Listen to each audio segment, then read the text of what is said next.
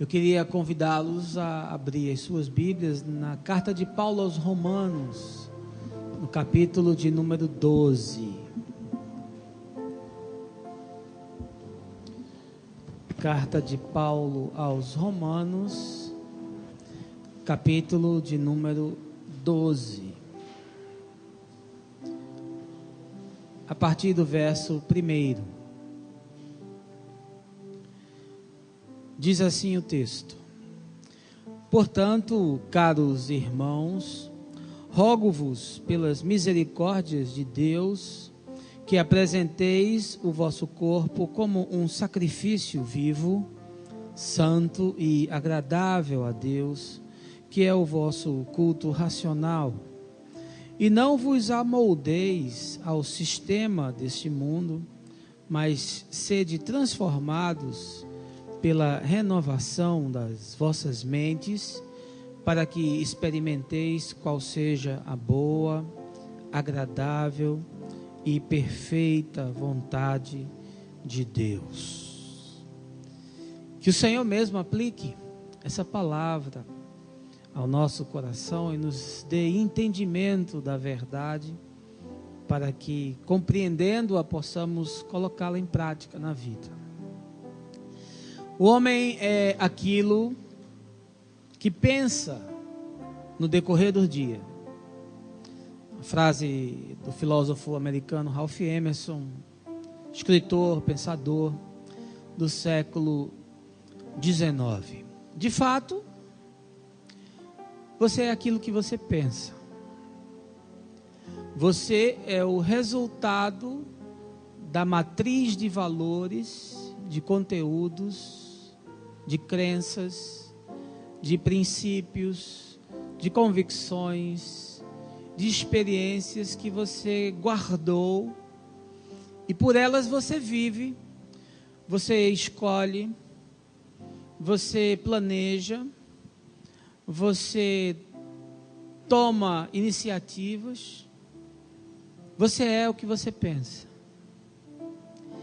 E como pastor de uma comunidade de fé e como empresário de mercado profissional, atuando há quase 30 anos no segmento de tecnologia, eu me sinto muito privilegiado pelas trocas humanas que eu realizo, pelos encontros, pelos contatos que me permitem estar em ambientes muito diversos, com pessoas totalmente distintas, inclusive fora da minha região nordestina, podendo transitar em outros centros do nosso país, em outras grandes cidades, em cidades de interior, e tudo isso é material para observação nas conversas, nos cafés, nas palestras, nos aconselhamentos, e não só de forma presencial, mas também de forma virtual. As redes sociais hoje facilitam muito essas trocas, inclusive com pessoas fora do Brasil, com as quais eu mantenho relacionamento constante. Sexta-feira, Belém estava lá no escritório conversando com uma amiga nossa lá de Frankfurt, na Alemanha, que vai inclusive estar visitando o Brasil nos próximos dias. Estavam compartilhando assuntos da fé. Portanto, você tem essa possibilidade. E o que é que eu percebo, sobretudo analisando como pastor, o que vem acontecendo no meio cristão? Eu percebo um desencontro completo daquilo que as pessoas creem, daquilo que elas pensam, dos valores que elas acumularam e das convicções que elas abrigaram no coração, da realidade da vida e da realidade da fé. Eu percebo nessas conversas crenças absurdas, que são introjetadas e que passam a fazer parte da experiência e da espiritualidade das pessoas. batalhas espirituais, gente lutando com demônios e com seres imaginários, com potestades espirituais, sem sequer saber quais são essas dimensões e quais são essas aplicações. Pessoas acreditando em maldições hereditárias, fazendo mapeamentos genealógicos, caçando fantasmas, impressionadas e sendo manipuladas e sendo induzidas ao erro. Pessoas que demonizam tudo e veem o diabo presente em todas as situações do cotidiano. Eu, aliás, coloquei uma frase essa semana no Facebook, que o lugar onde o diabo é mais cultuado é na igreja, para nossa tristeza. Rituais sincréticos de todo tipo, bizarrices sendo feitas em nome de Deus, as pessoas fazendo culto ao clero, endeusando líderes, pastores, bispos, apóstolos, uma espoliação financeira como nunca talvez tenha sido visto antes, igrejas mais parecendo empresas, pessoas sendo oprimidas e manipuladas para esvaziarem as suas carteiras em função de uma barganha com o sagrado. Eu tenho visto essas coisas. Eu vejo os vícios religiosos que se desenvolveram e que eu denomino de comportamentos desviantes.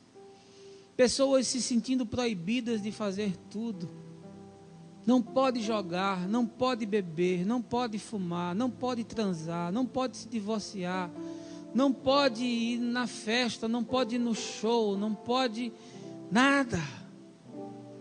Parece uma geração de crianças que não conseguem fazer escolhas, que não conseguem ser temperantes, que não conseguem ser ponderadas, que não conseguem ser equilibradas. E isso vai gerando um vício psicológico que leva o indivíduo a viver numa prisão que não tem grade. E obviamente isso tem desdobramentos terríveis para a alma. E isso influencia a psique. Você conversa com pessoas que fazem parte de círculos religiosos e você percebe o desencontro da conversa. Parece que o sujeito foi sacado da vida. Parece que ele não faz parte das dinâmicas do mundo real. A linguagem é impregnada de chavões. Os pensamentos são todos deturpados. As convicções estão embaçadas. E por isso também não é difícil encontrar gente muito doente nesse meio. Aliás, a igreja é um dos lugares mais insalubres que eu conheço. E é enfermidade de todo tipo, daquelas que aparecem e daquelas que não aparecem. Do sujeito estar doente e não perceber que está doente, está desenvolvendo síndrome de todo tipo, fanatismo religioso, delírio religioso. Gente que desenvolveu depressão em função do estilo de vida que abraçou, na convicção de que está servindo a Deus. Pânico. São coisas que eu encontro aqui e ali e cada vez mais de forma recorrente. Doenças psicossomáticas, gente com afta, a boca estourando, gente com úlcera, gente sem dormir, gente dependendo de medicamento, e fica uma fé contraditória, porque a experiência do sagrado é para pacificar o indivíduo, é para sarar o indivíduo, é para aquietar o indivíduo frente ao mundo louco que nós vivemos. E aí parece que essa experiência adoece mais a pessoa, afunda mais a pessoa, esmaga mais a pessoa. E obviamente essa não é a proposta do Evangelho. As pessoas travam. É gente que no trabalho não consegue se relacionar, é gente que na faculdade tem dificuldade nas trocas, nas interações, porque a mente está viciada no ópio da religião. Outra coisa que eu percebo é o que eu chamo de cultura de consumo do sagrado. A gente vive tanto dentro dessa massa de indivíduos que, por conta do capitalismo, precisam comprar e precisam adquirir. O pensador e sociólogo Zygmunt Baunt diz uma frase de Descartes que é: consumo, logo existo. E aí as pessoas querem consumir o sagrado. E aí entram numa overdose de religião. Tem gente que não tem mais semana. Ele tem reuniões e cultos e agendas eclesiásticas todos os dias. Pensando que talvez pelo excesso de busca, ele vai equilibrar questões outras. Como se Deus se sentisse obrigado a lhe atender às demandas e lhe equalizar os dramas existenciais em função do seu serviço. É um Deus personalizável, é uma entidade sagrada, escravizada e performática para atender ao consumo. E isso produz uma espiritualidade muito doente. Isso eu percebo como pastor. Agora, como pensador, a minha percepção é mais aguçada e mais estruturada. E aí eu observo que essas questões, elas são geradas em função de 4 colunas, 4 pontos. Essa fenomenologia surge a partir dessas 4 coisas. A primeira é a desestruturação social. Nós vivemos num país de miséria. E quanto mais miséria, mais angústia, mais ansiedade, mais medo, mais pavor. E as pessoas, de alguma forma, precisam de algo que lhes anestesie, lhes alivie o sofrimento. E a religião cai como uma luva nessas circunstâncias. Por isso, as denominações que mais crescem são aquelas que mais atendem bolsões de pobreza, onde, obviamente, a capacidade de entendimento, de percepção, de discernimento, de manipulação é diminuída. A miséria é um ambiente propício para que a religião nade de braçada. Segunda coisa, uma ignorância endêmica. Nós percebemos nos grupos religiosos um total desconhecimento da Escritura. E se fosse só da Escritura, seria um trágico, mas um trágico que se pode corrigir, mas um total desconhecimento de tudo. De história. As pessoas estão desculturadas. É uma ignorância generalizada. E isso você encontra do adolescente ao ancião.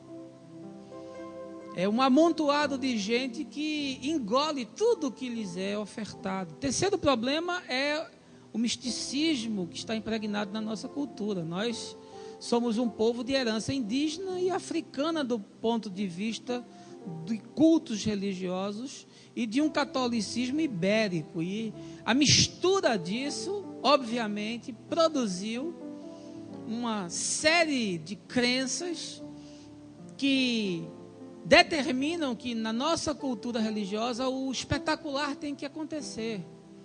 O espantoso, o sobrenatural, o não racionalizável, o extraordinário.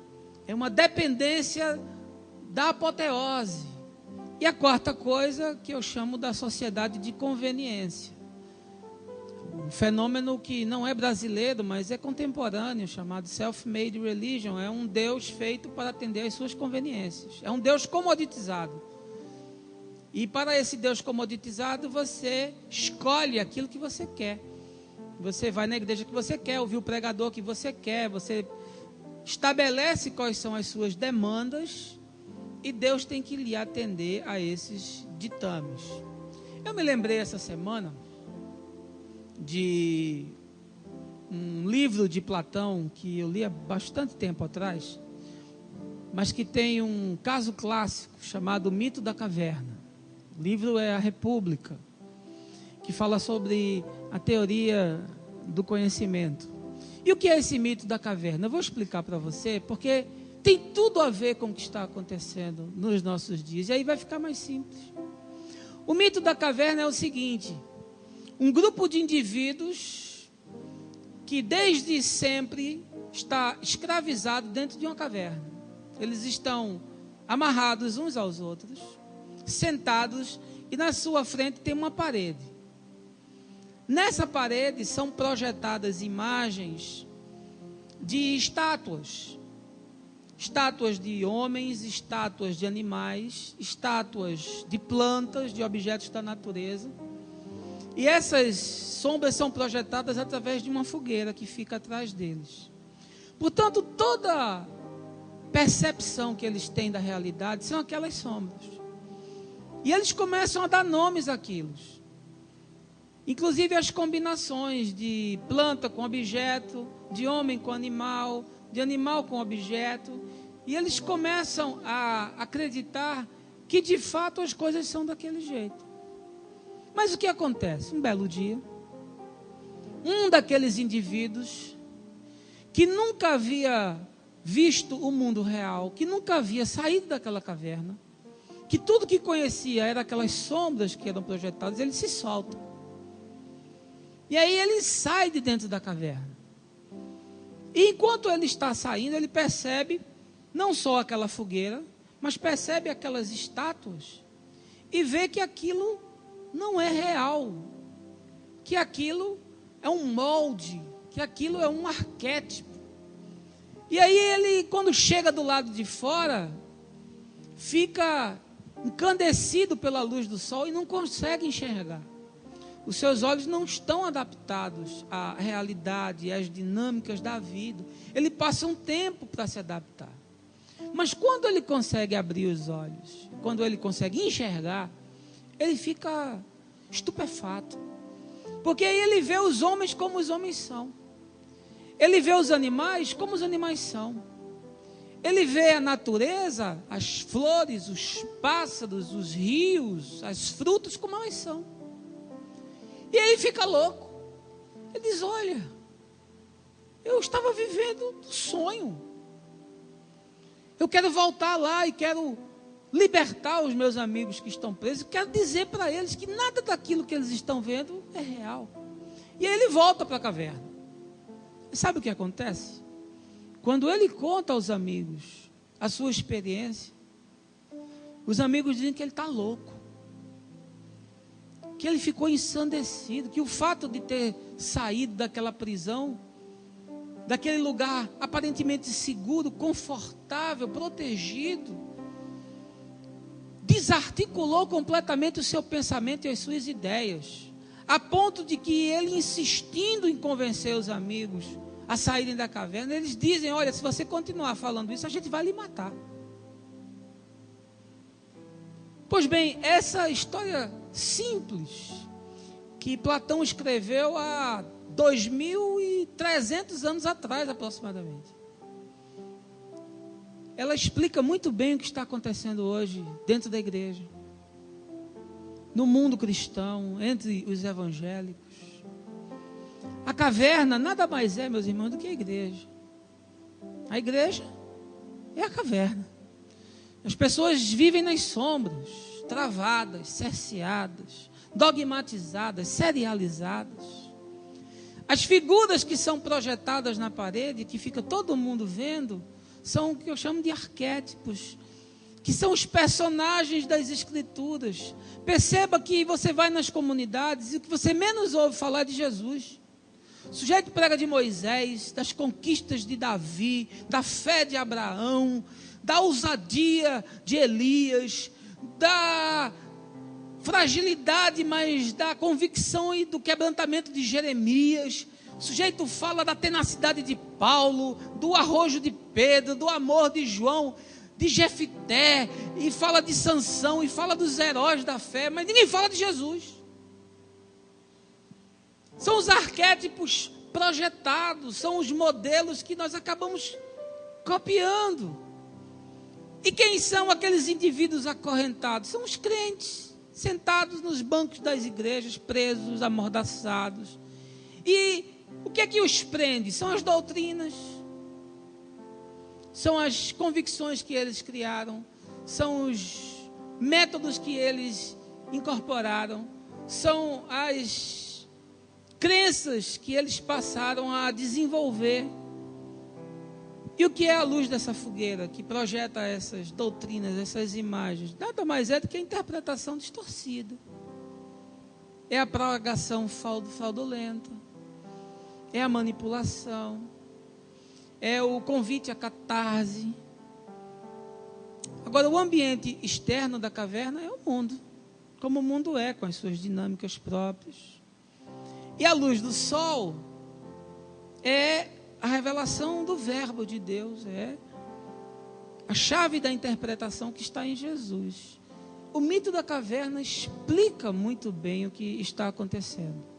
Eu queria essa manhã compartilhar um pouco com você e ver se nós abrimos as nossas percepções. Quem sabe você hoje está dentro de uma caverna preso, tentando vencer um inimigo dificílimo, que é a sua própria mente. Mas eu não quero avançar sem um momento de oração. Por favor, baixe a sua cabeça, feche os seus olhos. Pai, nós queremos nos expor à Tua palavra. Queremos nos abrir ao Evangelho. E precisamos de uma centelha do Teu Espírito para nos iluminar a consciência, porque reconhecemos que temos ouvido tantas coisas e que somos expostos a tantas informações, que muitas vezes não sabemos mais nem no que nós acreditamos. Não raras vezes nós recebemos conceitos e os tornamos verdade absoluta, sem sequer questioná-los.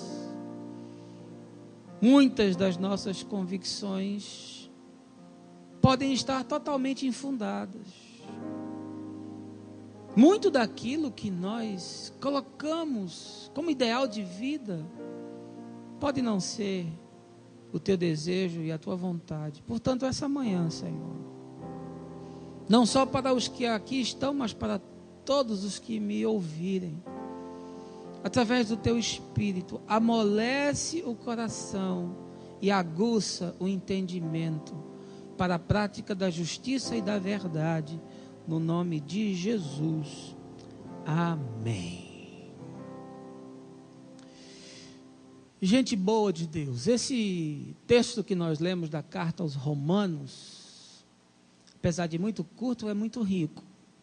Eu poderia, se tivesse tempo, talvez escrever 2 ou 3 livros só desse conteúdo que está aqui. Mas eu queria contextualizar um pouco você, para você entender em que circunstâncias Paulo afirmou aquilo que nós lemos. E eu quero já de antemão lhe dar uma dica. Toda vez que você estiver lendo qualquer texto das Escrituras, não faça uma leitura irresponsável, desassociada do contexto. Tente fazer um estudo mínimo de quem escreveu aquela carta, em que tempo foi escrita e qual é a ambiência que o texto se encontra. Sem isso, você já está cometendo um assassinato grave do ponto de vista da interpretação. Algumas Bíblias, inclusive, na primeira folha de cada livro, traz um pequeno resumo daquele livro. Faça uma leitura, já é um início, já é um passo para que você não faça uma avaliação totalmente desencontrada. Por isso eu quero lhe situar. A Epístola aos Romanos, ela foi escrita quando Paulo estava na cidade de Corinto, cidade que nós estivemos lá e visitamos as suas ruínas, cidade próspera. E os estudiosos afirmam que ela deve ter sido escrita mais ou menos ali no ano 57. Paulo estava se preparando para ir para Jerusalém. Ele já estava na sua segunda viagem missionária. Ele havia recolhido donativos, ofertas, que iria levar para Jerusalém, para a igreja que estava passando necessidade. E aí ele escreve a carta aos Romanos, que na verdade era uma igreja na Europa, que ele queria fazer de ponto de mediação para ir para a Espanha. O objetivo de Paulo maior era ir à Espanha, mas queria passar em Roma. Roma é o centro do mundo daqueles dias. Roma é a Nova York daqueles dias, é uma grande metrópole. E a igreja que está em Roma é uma igreja predominantemente gentílica, ou seja, ela não é uma igreja composta na sua maioria por judeus, nem por prosélitos, que eram aqueles que haviam se convertido ao judaísmo e eventualmente depois se convertido ao cristianismo. Não, eram pessoas gentios que haviam acreditado na fé, portanto eles não tinham uma cultura da religião dos hebreus. Mas ainda, nós estamos falando de um lugar que sofria forte influência grega. Apesar do Império Romano ter dominado o mundo antigo, a cultura helênica se sobrepujava a todas as outras. E, portanto, nós estamos falando de um mundo romano com cultura grega. Aliás, esse tripé é importante para você entender muitas coisas do Novo Testamento. Nós estamos vivendo num mundo, no contexto do Novo Testamento, de lei romana, filosofia grega e ética judaica. Esse tripé constitui aquele mundo. Pois bem, o mundo romano, ele se tornou um reprodutor de quase todas as coisas importantes que nós temos como influência hoje. Até os nossos dias, o Ocidente foi muito influenciado pelo Império Romano e, consequentemente, pela cultura grega. Nós herdamos dos romanos, por exemplo, a estrutura política. Nós herdamos do romano as leis. Nós temos como legado a língua. O português vem do latim. Temos muita influência da cultura. Temos influência na arquitetura, temos influência na literatura, temos influência na administração, temos influência nos esportes, temos influência nos grandes eventos de entretenimento de massa. Portanto, nós estamos falando de uma sociedade extremamente desenvolvida, de uma cidade fervilhando. Nós estamos falando de um lugar onde você tinha acesso a muita cultura, a muito conhecimento e a muito entretenimento. Os romanos estavam amplamente influenciados pela filosofia hedonista grega, aquele culto ao prazer, aquela busca da satisfação, pelas doutrinas de Epicuro, de satisfação da carne, dos prazeres, por isso tantas orgias, tanto bacanal. É dentro dessa ambiência que essa igreja surge. E é uma igreja que surge, na sua grande maioria, formada por gentios. É gente que não tem como herança a fé dos hebreus. É gente que não tem como herança a cultura do sacrifício, do culto, do templo, do sábado, dos mandamentos, nada disso. A cultura deles, ao contrário, é uma cultura politeísta. Os deuses romanos são réplicas dos deuses gregos, com outros nomes. Portanto, é dentro dessa ambiência que essa comunidade está, e é para essa gente que Paulo escreve. Talvez por conta disso, esse seja o tratado de Paulo mais profundo. Romanos é, sem dúvida alguma, a carta mais densa de Paulo, falando sobre justificação pela fé, que é o tema central da carta. E é uma carta que somente Calbart, dos que aqui eu estou podendo trazer à memória, escreveu um comentário com mais de 500 páginas, de 16 capítulos. Então, além de muitos outros que escreveram sobre Romanos, e é lendo Romanos que Lutero tem a sua grande revelação sobre os desafios da proposta de uma reforma na igreja. Portanto, é dentro desse contexto que Paulo está escrevendo. Aí eu me lembrei de René Descartes, filósofo francês, considerado o pai da filosofia moderna, que disse aquela frase extraordinária: penso, logo existo. Cogito ergo sum. Penso, logo existo. De fato, a existência é uma consequência do pensamento. você realmente é aquilo que você pensa. E quando aquilo que você pensa se torna dogma, se torna verdade absoluta e inquestionável, e quando esse dogma diz respeito ao sagrado, aí nós temos uma coisa inamovível, nós temos uma existência calcificada, nós temos uma mente sólida. Isso, obviamente, se os conceitos que foram depositados estiverem corretos, vai produzir paz, bem e saúde. Mas se eles estiverem equivocados, vai produzir doença e morte. E a minha percepção é que muito daquilo que as pessoas creem, para não dizer quase tudo, foi colocado de maneira equivocada na consciência. Em função de tudo isso que eu venho explanando para vocês, e depois vocês podem me pegar a mensagem que vai ser reproduzida e analisar isso com mais cuidado e com mais profundidade. Mas eu queria lhe fazer uma pergunta essa manhã, e queria fazer uma pergunta para você que está me assistindo. Qual é a sua convicção de que aquilo que você está dizendo está correto? O que lhe garante que aquilo que você crê é a expressão da verdade? É porque o pastor disse? É porque a igreja que você frequenta assim o faz? Quem disse que as práticas que você está desenvolvendo são práticas conforme o Evangelho?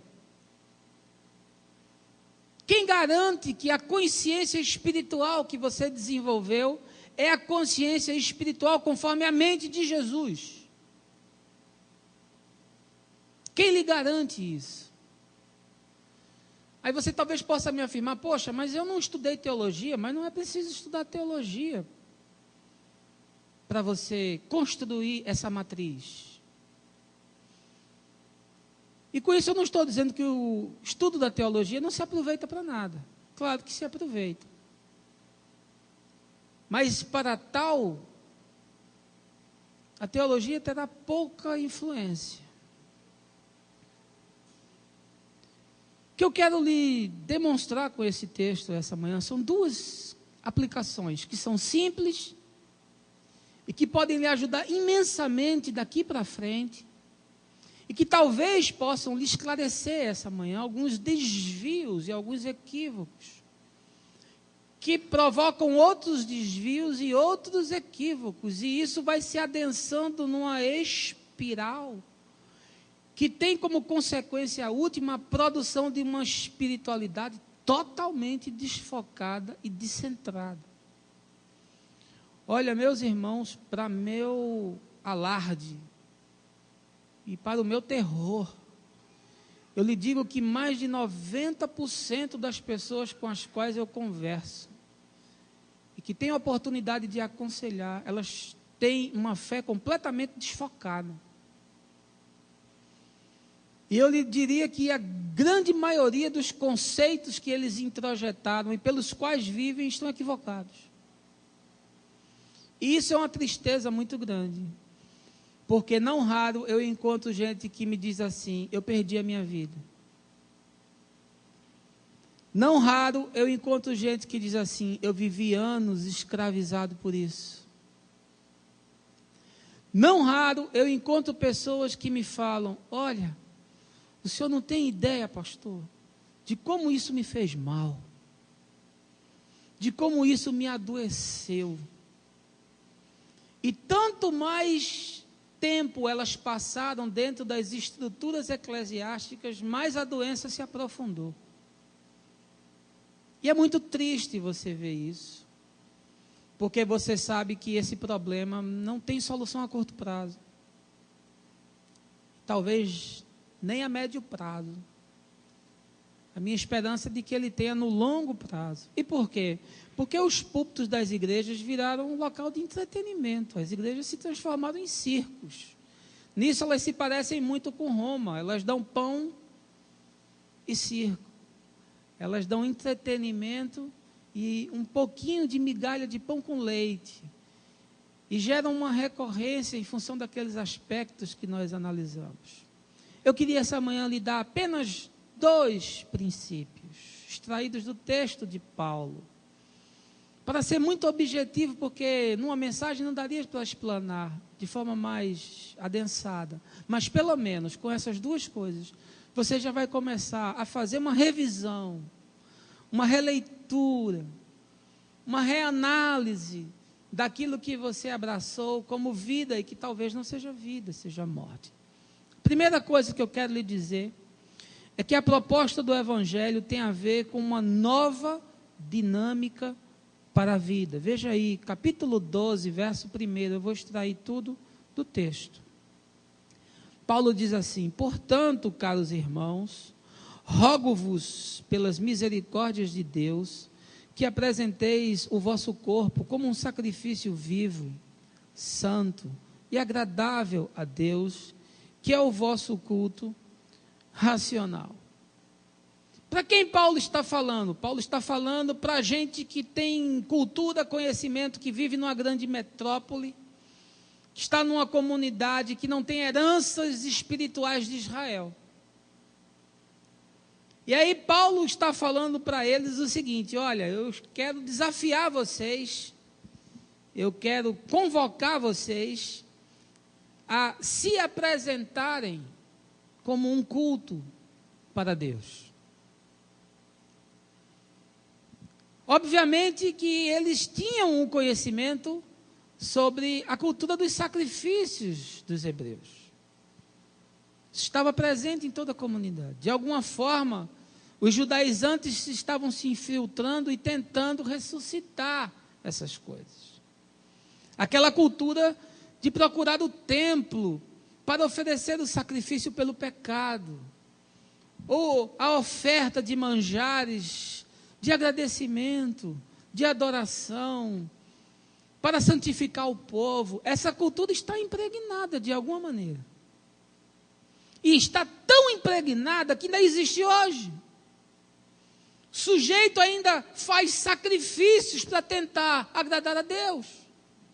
O sujeito ainda imagina que pagando uma promessa ao santo ele está agradando a Deus. O sujeito imagina que participando de uma corrente ele está agradando a Deus e vai mover a divindade a seu favor. Participando de uma campanha, ou dando uma oferta, ou se comprometendo com alguma iniciativa eclesiástica, ou sendo um trabalhador do negócio da religião. Ele imagina isso. Como se Deus tivesse a obrigação de fazer alguma coisa que não tenha ainda sido feita em Jesus. Eu quero lhe dizer uma coisa, meu irmão, essa manhã. Tudo que tinha que ser feito foi feito em Jesus.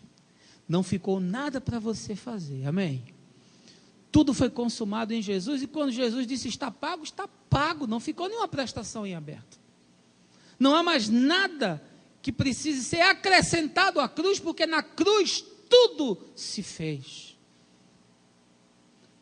Mas Paulo está agora abrindo o entendimento para um conceito novo. Ele disse, olha, não é mais aquele sacrifício pontual, não é mais aquele sacrifício ritual. O sujeito podia ir para o templo, ele comprava lá o animal do lado de fora, entregava lá para o sacerdote ia sacrificar, ele podia estar pensando no jogo do esporte. E o sacerdote está lá matando, limpando o animal, fazendo aquele ritual, mas podia estar pensando na corrida de Fórmula 1. Era tudo mecânico. Como mecânico é o nosso culto hoje também. Que as pessoas entram no templo, olha que conceito, totalmente equivocado. E ficam desconectadas. E fazem uma adoração mecânica. E não se comprometem, e não se relacionam, e não interagem. E não sabem qual é a proposta e qual é a dinâmica. E imaginam que isso aqui que eu estou fazendo é o momento ápice. É o momento mais importante, a tal ponto que nós negligenciamos. A gente começa o culto com quase ninguém. Daqui a pouco o louvor vai começar só eles. Porque A gente imagina que o mais importante é a pregação. Não tem nenhum entendimento do que é culto.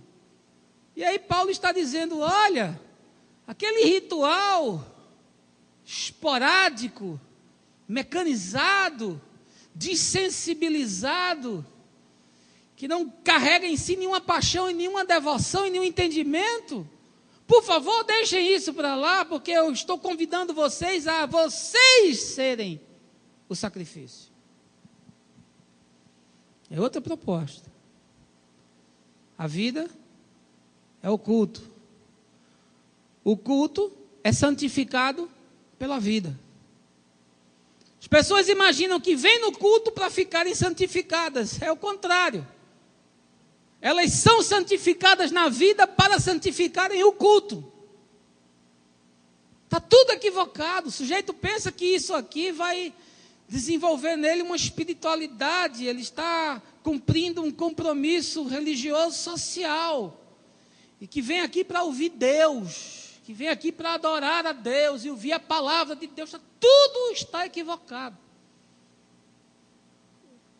Esse é o conceito da antiga religião de Israel, e nós ainda estamos impregnados disso. Em Jesus não existe mais nada disso. É a vida que santifica o culto. Paulo diz, olha, se ofereçam a Deus nas dinâmicas da vida. E é isso que torna o seu culto agradável e aceitável a Deus. Jesus destruiu todas essas dependências da religião de Israel, destruiu o sábado, o dia sagrado. E nós aceitamos que o sábado foi destruído e elegemos o domingo para ser o nosso dia sagrado.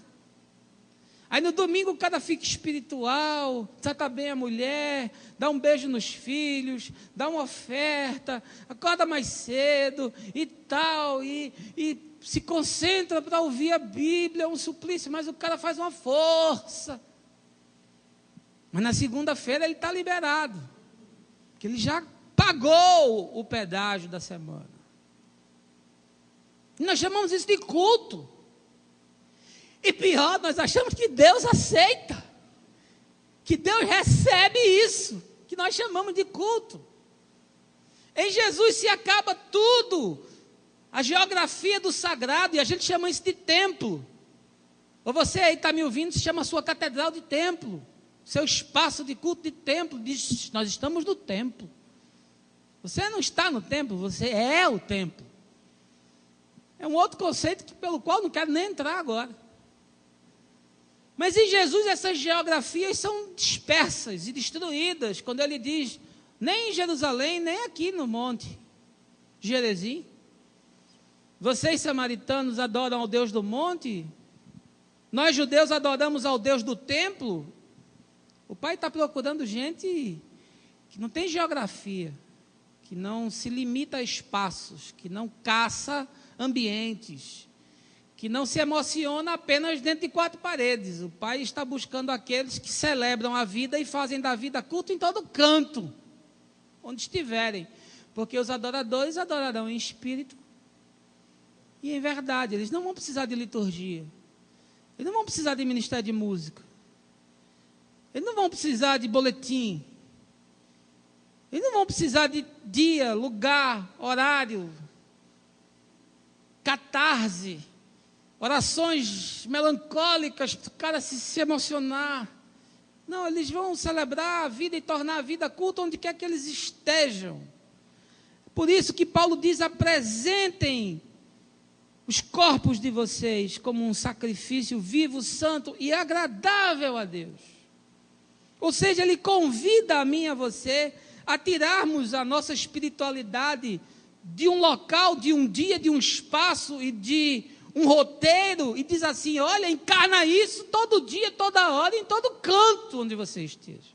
Faz o teu culto no campo de futebol, para que ninguém pegue uma privada e atire lá de cima e mate o sujeito. E capaz de ter gente que ficou aplaudindo isso. Faz do teu culto a tua convivência na universidade. Faz o teu culto o teu ambiente de trabalho. Olha como isso muda tudo, meu amigo. Isso muda a vida, faz assim no eixo, ó. Vida de cabeça para baixo. Porque a sua espiritualidade não vai ser uma coisa mecânica, restrita a um roteiro, a um dia e um espaço. A sua espiritualidade vai vazar de você em todo canto. E você vai ser uma pessoa só. Você não precisa vestir o personagem de crente quando você entra no templo. Você vai ser um crente em todo canto, em todo lugar. A sua vida vai ser a expressão de uma relação profunda, intensa, que alterou todas as dinâmicas do seu dia e da sua existência. E aí eu lhe faço uma pergunta, e pergunto a você que está me assistindo. Você vive assim? Você vive nessa perspectiva? Ou você ainda é alguém preso à estrutura da religião de Israel, precisando de espaço, de dia, de liturgia, de pastor, de ministério de música, de boletim, de programa, de evento, para você servir a Deus, para você andar com Deus, para você amar a Deus? Veja como as coisas estão equivocadas, meus irmãos. Venderam para vocês um peixe que não é o peixe de Jesus. A proposta do Evangelho é outra coisa. E aqui, de forma muito resumida e muito objetiva, apenas elucidando 2 pontos muito objetivos dentro dessa ambiência que eu trouxe. Para você abrir a sua cabeça e parar de enxergar a sombra. Parar de olhar para arquétipo de coisas que não são, preso dentro de uma caverna igreja, acorrentado por doutrinas perversas e loucas, alienado e vivendo como se Deus estivesse se agradando disso. E não está. E não é isso que Deus deseja. Deus deseja que você quebre as correntes, saia da caverna igreja e vá para o mundo. Viver a proposta da vida e do Evangelho, sendo sal e dando sabor à vida para os que estão lá fora e enxergando as coisas como as coisas são. Essa é a proposta. E por que Paulo diz que o culto é racional? E a palavra do grego que está usada aqui na tradução é lógicos. Por que o culto é racional? Porque eu preciso entender o que eu estou fazendo. Porque eu preciso compreender o que eu estou fazendo. A fé, quando se torna uma expressão de algo que eu não entendo, ela se torna uma manifestação robotizada. E o que é que você mais vê? Você vê um bando de robô dentro da igreja. Um diz aleluia, todo diz aleluia. Um diz glória a Deus, todo diz glória a Deus. Não é assim? Todo mundo faz de um jeito, mas se o cara fizer de um jeito diferente, ele é um desviado. Não, fulano está desviado. Por quê? Não, porque todo mundo faz assim, ele está fazendo assim. Ó. Ninguém vai para a boate, mas ele vai para a boate, então ele é desviado. Ó, ninguém fuma, mas ele fuma, então ele é réu do inferno. Mas porque ele fuma? É. E você que toma Coca-Cola não é também réu do inferno? Não é vício do mesmo jeito? E não faz mal do mesmo jeito, o excesso? E veja como nós estamos adoecidos. Veja como a nossa mente está presa. Veja como os valores que nós fizemos habitar a nossa alma não tem nada a ver com a liberdade, com a graça que há em Jesus. Nada. Por isso Paulo diz, olha, a vida tem que ser vivida de forma racional, com entendimento. E o culto que é a vida precisa ser vivido com sabedoria. Porque agora você tem a liberdade de fazer todas as coisas, porque tudo é lícito, ainda que nem tudo convenha. Porque há certas coisas que não convêm. Mas Paulo, quando trata desse tema, diz, eu não me deixarei escravizar por absolutamente nada. Porque em Jesus toda escravidão foi encerrada. Amém, gente? Quem me dera ter tempo para aprofundar muito mais isso. Mas não dá para fazer. Mas o que eu percebo é que as pessoas estão vivendo uma espiritualidade de caverna. Seguindo arquetipias que representam sombras, mas que não tem nada a ver com a projeção real da imagem de Cristo refletida em nosso coração. E isso é uma tragédia, porque a proposta do Evangelho tem a ver com uma nova dinâmica para a vida. Se a sua espiritualidade é circunscrita a um dia, a um lugar, a uma atividade, então eu quero lhe dizer que a sua espiritualidade é uma espiritualidade ainda doente, refém das práticas de Israel, que não pode produzir nada além de uma falsa segurança, e talvez já esteja até acontecendo. Os seus castelos estejam desmoronando, porque a sua alma, se for sincera e verdadeira, diz: eu quero mais, isso não me satisfaz. Que tragédia, que tristeza, porque é isso que eu encontro, é isso que eu percebo. São as pessoas vivendo nessa doença. E quando você tenta libertá-las, e quando você abre a palavra e você as convida a uma reflexão sincera, profunda, verdadeira, quando vocês as chamam ao Evangelho, elas dizem: não quero, eu quero viver na caverna, eu não quero ver a luz, não me mostra isso, por favor, eu aprendi assim, eu quero continuar vivendo assim. Não tem nem a iniciativa de abrir um pouco o foco da lente que percebe a vida, para dizer: poxa, mas será que isso não pode ser assim desse outro jeito? Será que eu não posso ver assim desse outro ângulo? Será que só pode ser dessa maneira? Porque eu aprendi assim. E se você aprendeu errado? E se o que te ensinaram estiver errado? Porque você talvez nunca pegou o texto para ler, para se aprofundar, para interagir, porque isso aqui, como diz o professor André Pessoa, isso aqui é um ente relacional, né, Agnaldo? Isso aqui é um ente relacional. O texto é vivo. E ele interage. Mas se você não lê, você vai ter que ler a partir dos óculos, das lentes de uma outra pessoa. E a sua interpretação não é sua, é dela. E quem lhe garante que o que ela interpretou está correto? E quem lhe garante que o que eu estou interpretando está correto? Eu não quero me colocar aqui como uma chave hermenêutica de nada, não. Quem lhe garante que o que eu estou dizendo é a verdade?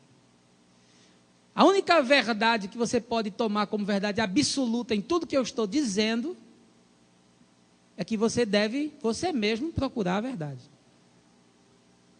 E aí você confere se o que eu estou falando está de acordo com a verdade. Aí sim. Tenho esperança que você encontre isso. A segunda coisa que eu quero lhe dizer está no verso 2. É que a proposta do Evangelho tem a ver com uma nova matriz de valores. Primeira coisa, tem a ver com uma nova dinâmica de vida. Segunda coisa, tem a ver com uma nova matriz de valores. Veja o verso 2. E não vos amoldeis ao sistema deste mundo, mas sede transformados pela renovação da vossa mente, para que experimenteis qual seja a boa, agradável e perfeita vontade de Deus. Paulo está dizendo o seguinte: olha, vocês precisam ter agora uma nova matriz de valores. A cognição de vocês precisa ter novos conteúdos. E por que Paulo está dizendo isso? Porque essa gente está em Roma. Eles não estão numa cidadezinha do interior lá, com uma influência cultural bem menor, mais insignificante. Não, eles estão em Roma. É em Roma onde as coisas acontecem. Roma é o Rio de Janeiro. Roma é Amsterdã. Roma é Milão. Roma é Nova York. Roma é Paris. Roma é Istambul. Nós estamos falando de grandes centros com grande influência cultural, inclusive multicultural. Com influências religiosas das mais diversas, com prazeres acessíveis e facilmente manipuláveis, com uma influência filosófica enorme, intelectual e cultural disponível. É dessa ambiência que eu estou falando, e é dessa igreja formada por gente que nasceu e viveu nessa ambiência. E aí Paulo fala o seguinte: não se amoldem a isso. Eu quero lhe dizer uma coisa chave essa manhã. Ou você se conforma ou você se transforma. Ou você se conforma, se amolda, se rende, se acultura daquilo que não é vida, não é paz e não é bem, ou você se transforma. Mas o problema é que você não transforma você mesmo. Você não diz assim, eu vou mudar e muda. A transformação é um processo que acontece de dentro para fora. Não acontece de fora para dentro. Veja como a nossa espiritualidade é bizarra. Nós achamos que mudando o exterior, isso tem algum reflexo interior. Por isso, muitas comunidades de fé fazem dessa mudança exterior um dogma, uma doutrina de usos e costumes. O cara mudando a forma e a aparência, ficando com aquela cara de piedade e aquela esfinge opaca, aquela figura desfigurada, isso vai ter uma influência interna. Que equívoco! O lado de fora só muda quando muda o lado de dentro. Por isso Jesus disse, do seu interior fluirão rios de água viva. É do interior, de dentro. Ou você se conforma, ou você se transforma. E aí surge uma pergunta inevitável, você está conformado ou você está transformado? A sua espiritualidade é uma espiritualidade de conformação ou de transformação?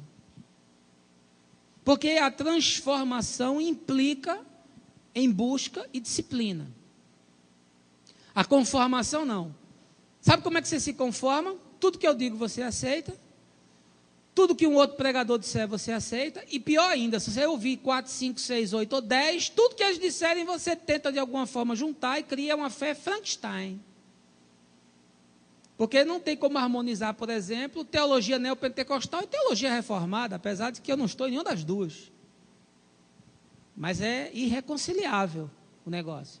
Mas aí você ouve e não consegue discernir o que é o quê, aí você tenta juntar isso, aí você vai procurando os pontos de contato, se é que eles existem. Aí você junta, e aí você criou um monstro. E quanto mais gente você ouve, mais confusa a sua cabeça vai ficando. E que tristeza, como eu queria poupar vocês disso, meus irmãos.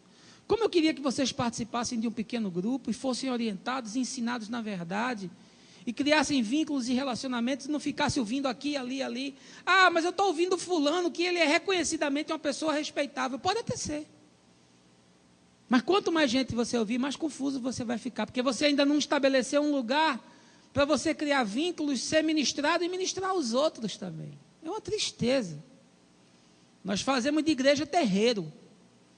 E achamos que indo a muitos terreiros de igreja, a gente vai se alimentar de muita coisa. Aí você vai ouvindo uma quantidade enorme de informação despejando na mente, e a sua mente vai ficando um baú de conteúdos desconexos. Aí você se torna um armazém de crenças infundadas e desencontradas, que não produz nada de objetivo para a vida. Ou você se conforma, ou você se transforma. O que Paulo está dizendo: olha, acaba com esse negócio de viver com essa cultura do sistema. Vocês estão em Roma, tem uma influência muito violenta sobre vocês, subliminar inclusive. Agora imagina, na época de Paulo não tinha rede social, não tinha internet, não tinha televisão, não tinha celular pitando WhatsApp, chegando filme, imagem, texto, tudo, e você comendo aquele negócio. Outdoor, iPad, netbook, onde você está conectado e está recebendo informação. O cara está dormindo e o negócio fica lá, plim, plim, plim, plim, a noite todinha apitando, recebendo coisa, para ele de manhã já começar a comer aquele negócio. Imagina, Paulo não está falando nesse mundo, ele está falando num mundo sem nenhuma dessas possibilidades, e ainda assim ele está dizendo, cuidado, vocês recebem muita quantidade de influência e de informação, e isso vai moldar a cabeça de vocês. É isso que ele está falando. Inclusive do ponto de vista religioso, porque aquela é uma cultura politeísta de muitos deuses, tinha um Deus para tudo. Hoje não tem um Deus para tudo, é um único Deus, mas tem um culto para tudo. Está com problema financeiro? Quinta-feira lá não sei aonde, culto dos quebrados. Está com problema no casamento? Terça-feira não sei aonde, culto dos solitários. Está com problema de saúde? Quarta-feira, não sei aonde, culto da cura. E aí você vai se tornando essa coxa de retalho, buscando uma divindade em cada lugar que opere conforme a agenda, porque Deus naquele dia cumpre a agenda. O Espírito Santo diz, qual é a agenda de hoje? O cara diz, hoje é libertação financeira, amém. Então hoje vamos só libertar os encarcerados do cartão de crédito. E você acredita nisso? Qual é a agenda de hoje? Não, hoje é para os adúlteros, então vamos corrigir os casamentos que estão desencontrados. E você acredita nisso? E assiste isso pela televisão, quando não pode se deslocar até o lugar. Ou você se conforma, ou você se transforma. E como transforma? Transforma mudando o que eu faço? Não. O que você faz é consequência do que você pensa. Aí o sujeito começa a mudar as ações. Aí o doutrinamento é o seguinte: pare de jogar, pare de beber, pare de fazer sexo, pare de fumar, pare de ir na boate, pare. O cara vai parando, ele vai cortando, aí vira um monstro, ele fica assim. O que é que você é? Eu sou crente, aleluia.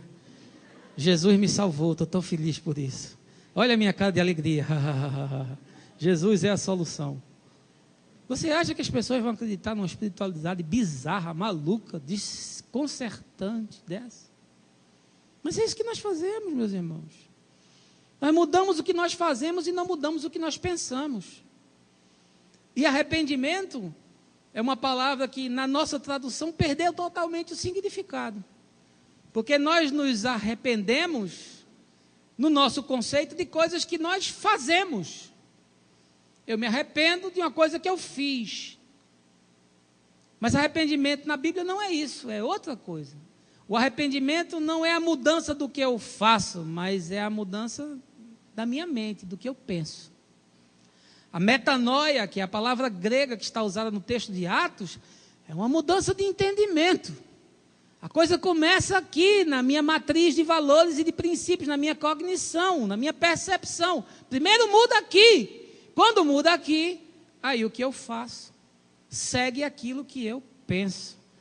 Mas não, nós queremos mudar o que as pessoas fazem sem mudar aquilo que elas pensam. E aí vira esse monstro que está aí. Eu vou dar um exemplo para você entender. Eu tenho uma jarra de água suja, água barrenta. Imagine, uma jarra de água barrenta. Eu preciso limpar essa água, preciso tornar essa água totalmente limpa. Mas tem um problema. Eu não posso derramar a água fora. Eu tenho que mudar a água sem tirar ela de dentro da jarra. E tem uma coisa boa. Eu tenho uma mangueira saindo água limpa. O que eu faço? Eu pego a mangueira com água limpa, coloco dentro da jarra. A jarra já está cheia, vai começar a transbordar. Vai saindo água limpa e água suja da jarra. Vai tendo um desperdício. A água limpa vai saindo, mas também vai saindo a água suja. Com o tempo, como só continua entrando água limpa e não entra mais água suja, o que vai acontecendo com a água que vai ficar? Ela vai limpando, até que ela fica totalmente limpa. A sua mente está aí, eu não sei qual é o estrago que fizeram. O que eu sei é que quanto menos religião você bebeu, menos estrago você sofreu. Quando o cara chega para mim e diz, olha, eu sou 15 anos membro da igreja tal, eu digo, bronca. Cirurgia profunda, anestesia geral, um negócio grave. Aí quando o cara diz, olha, eu sou doido, meu irmão, nunca vivi com nada, nunca acreditei em nada e agora eu estou aqui. Eu digo, esse vai responder rápido. Ele vai entender fácil. Ele não tem nenhum paradigma na cabeça. A mente dele está limpa. A água do jarro está pura. O que eu colocar aí vai nascer. O outro não. O outro vai começar a questionar. Se o batismo é por imersão, ou por aspersão, ou por efusão. Se é de criança, se não é de criança. Se pode batizar adulto, se não pode. Se isso é templo, se isso não é templo. Se aqui é sagrado, se aqui não é sagrado. Ele vai começar a questionar tudo. O questionamento em si não é ruim. Mas a confusão mental dele é desastrosa. Você precisa de novos conteúdos. Você precisa de novos valores. E Paulo, que entendia muito bem disso, disse: olhem, vocês não se conformem com o sistema, não se amoldem ao sistema, não tragam a cultura do sistema para o novo padrão de vida. E isso pode ser sistema religioso também, viu? Mas transformem-se pela renovação da vossa mente. Mudem a matriz de valores. Quando você mudar a matriz de valores, é como se você tirasse um óculos que você vê tudo embaçado e botasse um óculos adaptado à sua visão. Lá em casa é engraçado, porque se Fabiana botar os meus óculos, ela continua não enxergando nada. E se eu botar os óculos dela, eu também não enxergo nada, porque a miopia dela é 6,5. E a minha é 2. Então ela bota o meu e não enxerga, porque a minha lente é muito fraca para ela. E eu boto o dela e não enxergo, porque a lente dela é muito forte para mim. Mas quando cada um coloca o seu óculos adaptado à sua visão, consegue perceber, ler e fazer as coisas. Você precisa trocar o óculos. Trocar o óculos é mudar a matriz de valores, é renovar a mente. É isso que Paulo fala. E para você renovar a sua mente, você precisa entender o Evangelho. O Evangelho é a chave. A chave para você entender a Escritura é o Evangelho. E o Evangelho é uma pessoa. E o seu nome é Jesus. Portanto, se Jesus for a chave de interpretação, como diz o nosso irmão Caio, a chave hermenêutica, você vai conseguir olhar para a Escritura e vai ver o que Jesus encarnou, o que Jesus não encarnou, o que Jesus viveu como dinâmica, o que Jesus não viveu, o que Jesus viveu como espiritualidade, o que Jesus não viveu. O que couber em Jesus, passa. O que não couber em Jesus, caducou. Virou história, virou letra. Mas não se aplica mais para a vida. Agora, libertar a mente é um processo. Quando eu botei a mangueira dentro da jarra, a água não ficou limpa da noite para o dia, não. Não foi assim, em 1 minuto ficou limpa, não. Demora, porque toda a água suja tem que sair. Mas se o fluxo é contínuo e continua saindo água limpa, você continua limpando a mente. Agora, meu irmão, você vem aqui e bebe água limpa. Aí vai ali e bebe água limpa. Aí vai não sei aonde bebe água suja. Aí vai não sei aonde bebe água podre. Aí vai não sei aonde, aí bebe ácido muriático, não é nem água. Aí vai desgraçando tudo. Porque você não tem nem condições de ouvir ainda. Primeiro você tem condições de entender e ouvir. Para que aí você possa se expor a ouvir muita coisa e saber, isso é bom, isso não é bom, isso é vida, isso é morte, isso é mentira, isso é mito, isso é religião, isso é evangelho. Aí você sai separando. Mas enquanto isso não é possível, quanto mais você ouve, mais conflito você tem e mais confuso você fica. Eu queria ter tempo para abordar isso, mas numa mensagem é impossível. Mas eu sei que o que nós estamos ensinando, o que nós estamos pregando, as oportunidades que nós geramos, são para que você compreenda o Evangelho.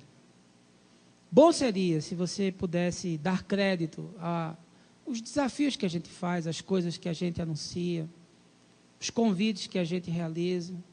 Que bom seria que você criasse vínculos maiores, que você se comprometesse, que você se propusesse a uma caminhada. A gente vai começar agora, essa quarta-feira a outra, uma série de estudos sobre Atos dos Apóstolos. Belém vai estar conduzindo isso.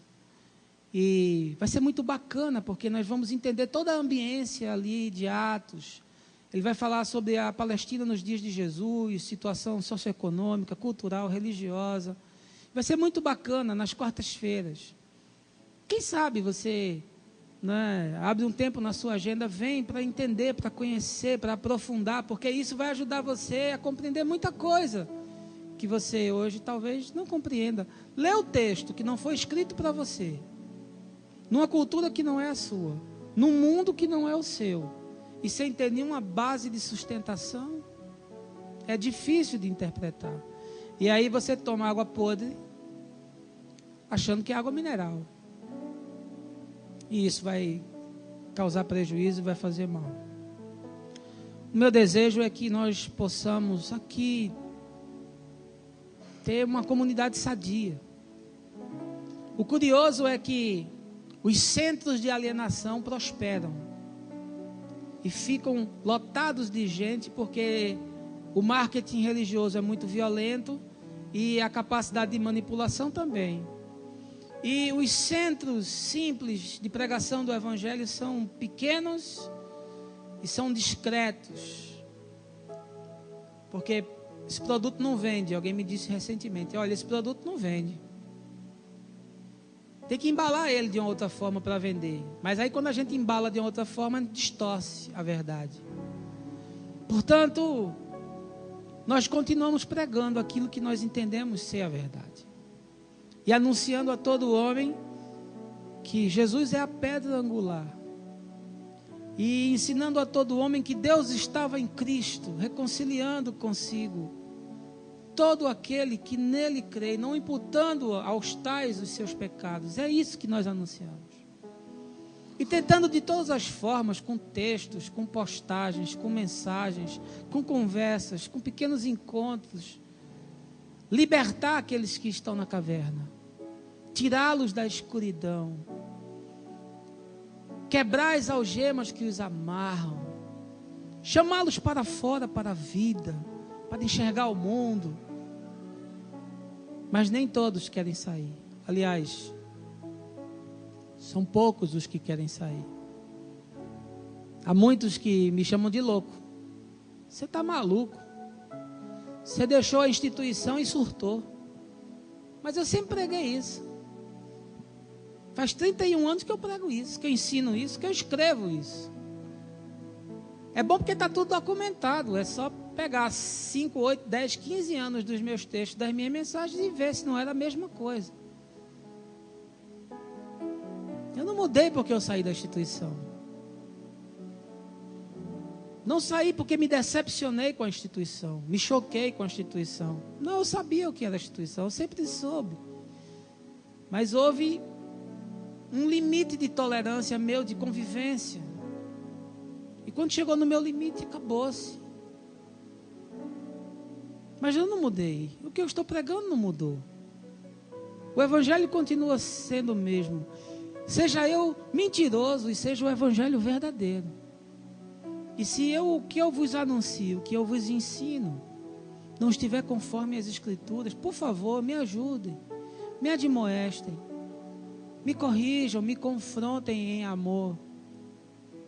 Mas se o que eu vos ensino é a verdade e é a salvação, então deem crédito para que vocês possam ser transformados e não conformados. Essa é a minha oração, esse é o meu desejo.